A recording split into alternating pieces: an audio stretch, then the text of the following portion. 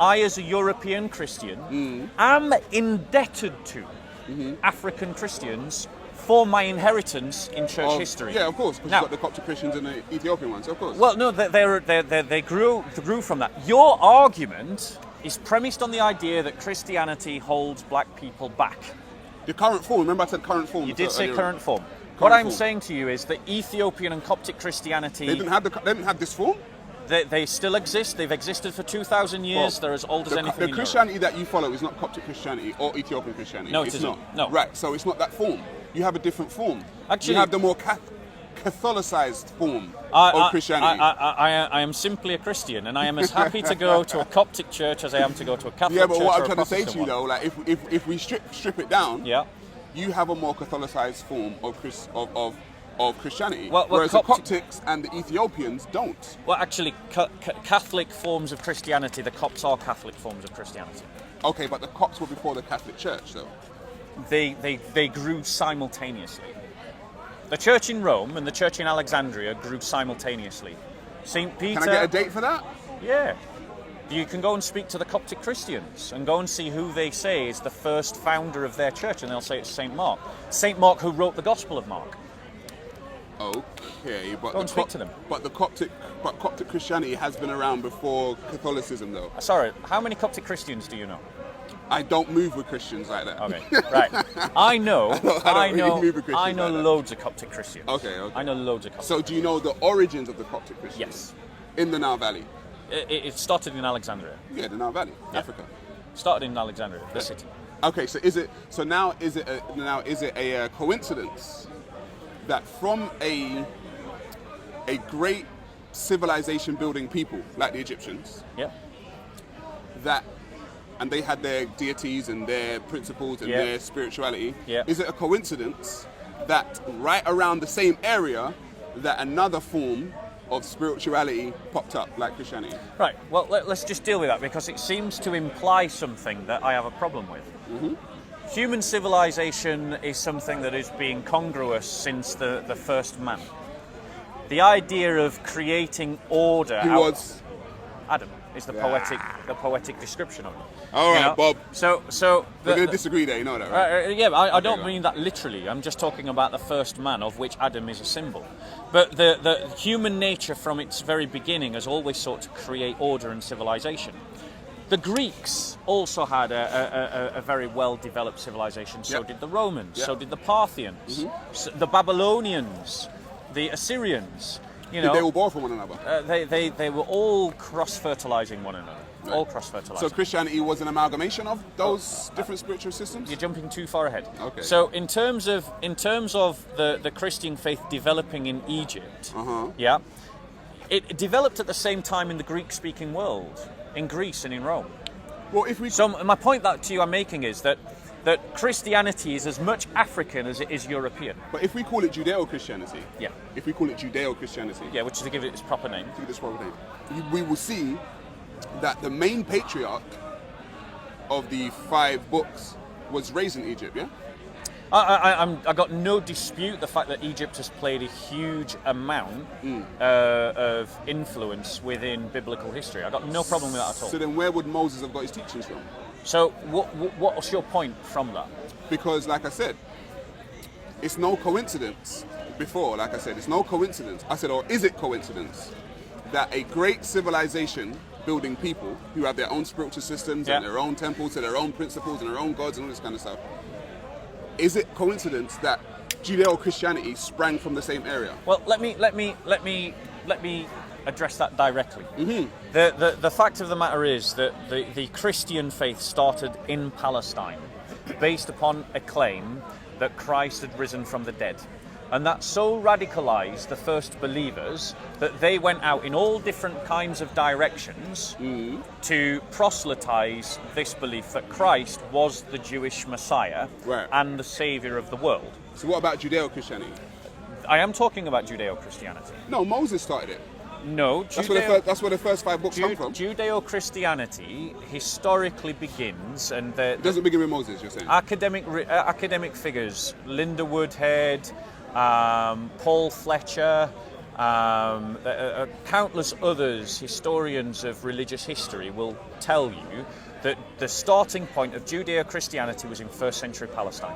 So it's not with Moses then, is what you're saying? Judaism, the Mosaic covenant, started with Moses. Right. However, Sorry. the point that civilizations embraced Christianity proves nothing, because there were civilizations all the way around the world, and all those civilizations brought something into the church, because the church is for all nations. My faith takes what is best in any culture it encounters and magnifies it, and seeks to reduce that which is worst according to the prism of Judeo-Christian value systems and ethics. It's not like Islam, where we say that you've got to, take on Arab culture to be a good Muslim. I hear that. Yeah, that's not our faith. I hear that. No, I hear that. And the proof of that is the Coptic and Ethiopian church. They brought African culture into the church, and as a Christian, that inheritance is as much mine as the Sistine Chapel is theirs. Right. They are as much the owner to me of Westminster Abbey as I am of the cathedrals that have been dug into the mountains of Ethiopia. That is a very poetic way to look at stuff, I would say. However, It's a beautiful way, no? It's a beautiful way to look at stuff. However, Now let me ask if you, we strip it back, Yeah. Bob, if we strip it back, which you keep trying to do. yeah, we got to strip it back. We got to. Go on. So if we go back to, like I said, back to the origins of, let's say, Judaism or the Mosaic Law. Yeah. Yeah. So Moses was raised within Africa. Yes. So he was raised within, according to the Bible, he was raised in the house of Pharaoh. Yes. I've got no problem with any of this. Moses, Acts 7 verse 22 says, and Moses was learned in all the wisdom of the Egyptians and was mighty in their words and deeds. Yeah. And so Moses himself, or the Bible itself, states that Moses was raised in here and got most of his stuff from there. Yeah. Right. Got no issue with this. Right. However, when you get to Moses, okay, when we get to the story of Moses, we get Moses getting stuff from God. Which he does. But he was raised there. So your point is, what you're doing there, Sarah, is you're selectively taking some verses that talk about the African influence and saying... But we can go to Egypt, though, and we can find those 10 Commandments on the walls of Egypt. Yeah, that's why they're called natural law.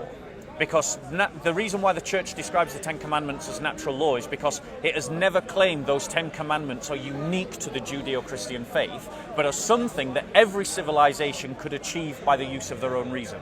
And so, but it just so happened that God had to give Moses those God laws. Incorporated, even though Moses was raised in Egypt and already knew those laws. God incorporated those laws into the Mosaic covenant. That you go and look at church teaching, Sarah, because it's clear to me that you are not familiar with it.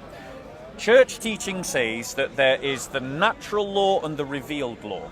The natural law is that which any civilization, regardless of revelation, can achieve through the use of their own reason, such as don't kill, but Moses don't knew murder. That. Before God gave Moses that, completely, yeah, Moses knew, because he murdered one of the Pharaoh's soldiers, right? Yeah. And he ran because he knew it wasn't right to do it. So the fact, let me go.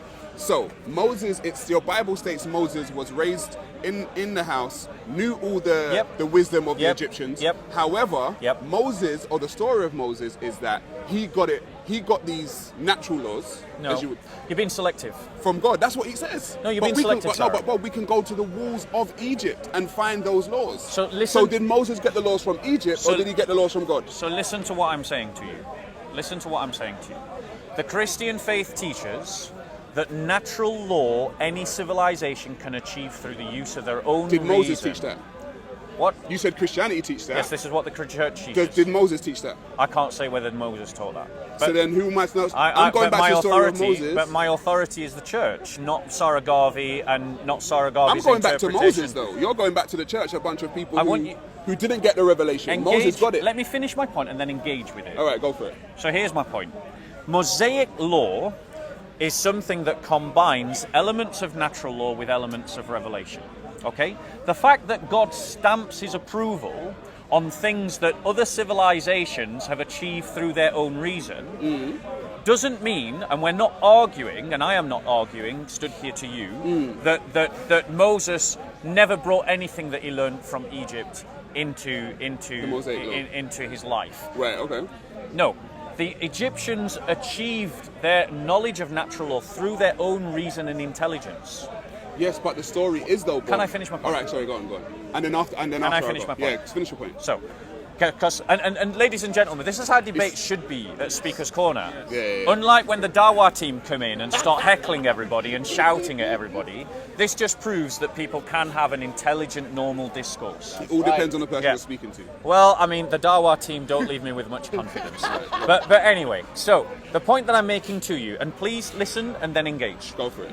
Natural law is something that is structured within human nature and something that we can see with the use of our reason. It does not take revelation for you to know that murder is wrong, that stealing is wrong, that committing adultery is wrong. You don't need revelation for those things. Okay? Egypt had those things without any revelation from God, and so did other civilizations as well. Egypt is not unique. Agreed. The Babylonians had it also. Agreed. Now, Moses has a supernatural experience with the divine. He has an encounter with Elohim, with Yahweh, the burning bush, and this radicalizes his life, and he takes the people out of Egypt. Now, when they come out of Egypt, they have been slaves for 400 years. They are essentially savages.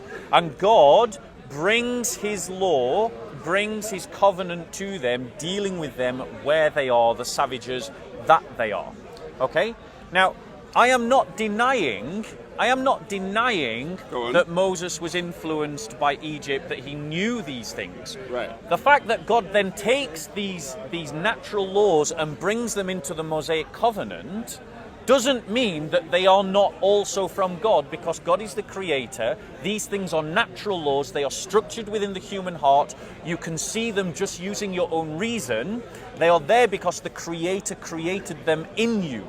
Yeah, but what you're saying is, what you're asking me to do is, right, I'm trying to be as objective and logical as possible. Yeah. What you're asking me to believe is that even though Moses already knew these laws, yes, that God revealed them to him, again, even though he already knew them, and then he gave them to his people. And it's more not, like a stamp of authority. And it's not, Moses already knew them, and then revealed them to his people. Where does it say he doesn't know them?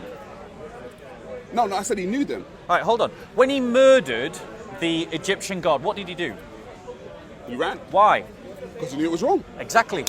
So the Bible. They knew there would be a comeuppance. So the Bible isn't suggesting that Moses didn't know them. The Bible is stating quite clearly that he knew. So then, did God write them, or did Moses write them for his people? That's the question. Well, the